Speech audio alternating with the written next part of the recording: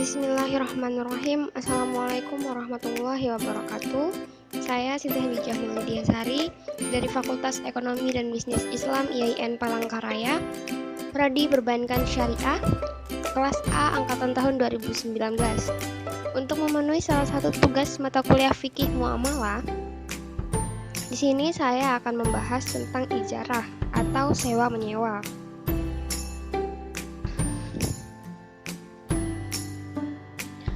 Pengertian ijarah. Al-ijarah berasal dari kata al-ajru yang berarti al-iwat atau upah, sewa, jasa atau imbalan. Al-ijarah merupakan salah satu untuk kegiatan muamalah dalam memenuhi keperluan hidup manusia, seperti sewa menyewa, kontrak, menjual jasa, dan sebagainya. Menurut bahasa, al-ijarah berarti upah atau ganti atau imbalan. Karena itu, lafaz ijarah mempunyai pengertian umum yang meliputi upah atas pemanfaatan suatu benda atau imbalan suatu kegiatan atau upah karena melakukan suatu aktivitas. Rukun ijarah. Menurut jumhur ulama, rukun ijarah ada 4. Yang pertama, sigat al-akad yaitu ijab dan kabul. Yang kedua, al-aqidain yaitu kedua orang yang bertransaksi. Ketiga, al-ujrah, upah atau sewa, dan yang keempat adalah al-manafi, yaitu manfaat dari sewa. Syarat-syarat ijarah. Yang pertama, kedua belah pihak yang berakad atau penjual dan pembeli harus menyatakan kerelaannya dalam melakukan transaksi ijarah. Kedua, bagi kedua orang yang melakukan transaksi, menurut ulama Syafi'iyah dan Hanabilah disyaratkan telah balik dan berakal. Beda dengan ulama Hanafiyah dan Malikiyah bahwa kedua orang yang bertransaksi tidak harus berusia balik, namun anak yang memamais atau yang bisa membedakan boleh melakukan transaksi ijarah dengan syarat adanya persetujuan dari walinya. Ketiga, upah atau sewa dalam transaksi ijarah harus jelas dan memiliki sifat tertentu yang mempunyai nilai yang bermanfaat.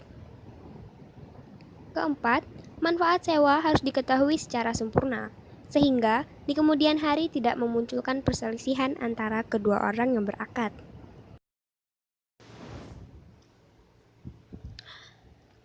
Dasar hukum ijarah.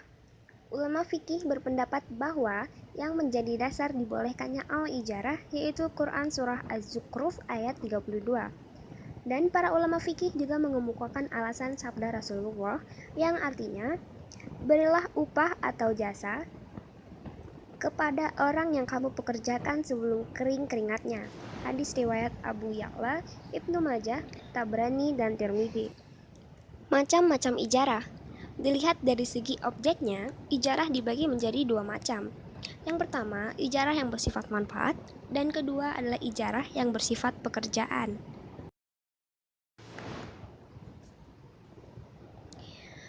Akad ijarah identik dengan akad jual beli, namun demikian dalam ijarah kepemilikan barang dibatasi dengan waktu. Ulama mazhab Hanafi berpendapat bahwa akad ijarah itu bersifat mengikat kedua belah pihak, tetapi dapat dibatalkan secara sepihak apabila terdapat uzur seperti meninggal dunia atau tidak dapat bertindak secara hukum, yaitu semisalkan gila. Jumhur ulama berpendapat bahwa akad ijarah itu bersifat mengikat kecuali ada cacat atau barang itu tidak dapat dimanfaatkan.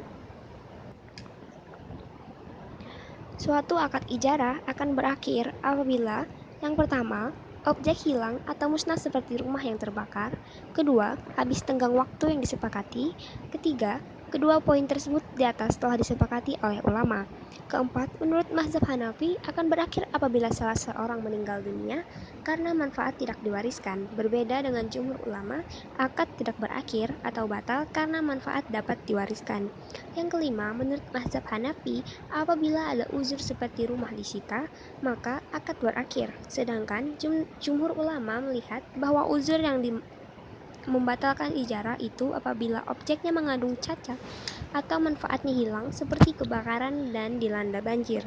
Baik, di sini saya akan memberikan 2 buah contoh pertanyaan seputar ijarah atau sewa menyewa beserta jawabannya. Yang pertama, Disemisalkan, Pak Amir menyewakan ruko sudah selama 2 bulan kepada Bu Ani. Tiba-tiba, Bu Ani menghilang begitu saja hingga saat ini.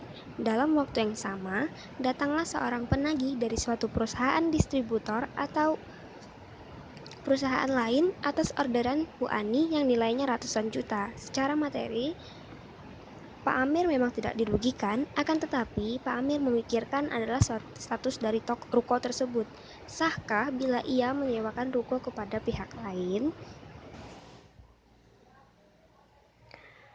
Berdasarkan pertanyaan tersebut, dapat diasumsikan bahwa perjanjian sewa-menyewa tersebut belum berakhir, dan Bu Ani dalam hal ini telah membayar uang sewa ruko kepada Pak Amir, sehingga secara materi, Pak Amir tidak dirugikan.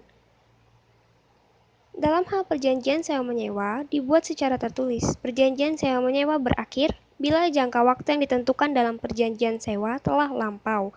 Disebutkan pada pasal 1570 Kitab Undang-Undang Hukum Perdata.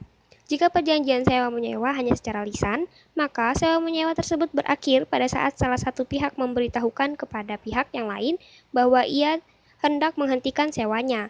Disebutkan pula pada pasal 1571 Kitab Undang-Undang Hukum Perdata. Yang ini artinya bahwa apabila perjanjian sewa-menyewa antara Pak Amir dan Bu Ani belum berakhir, maka Pak Amir tidak berhak untuk menyewakan ruko kepada orang lain.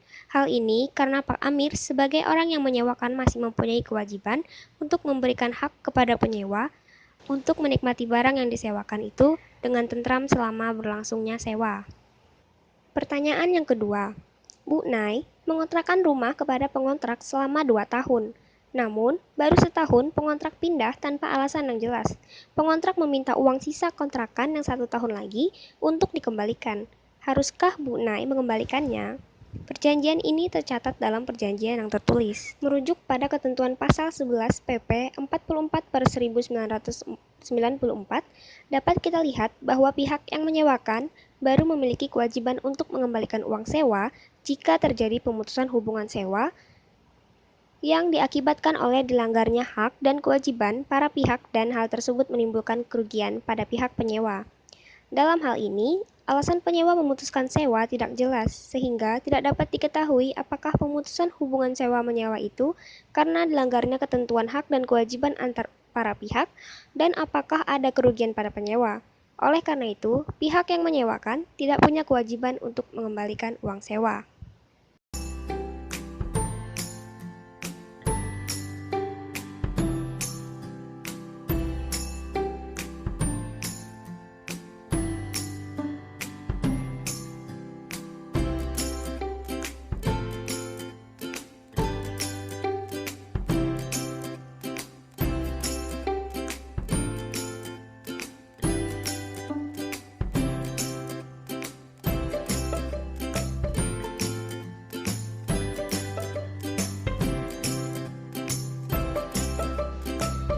Sekian pemaparan materi dari saya. Mohon maaf apabila ada salah-salah dalam berkata. Assalamualaikum warahmatullahi wabarakatuh. Sekian dan terima kasih.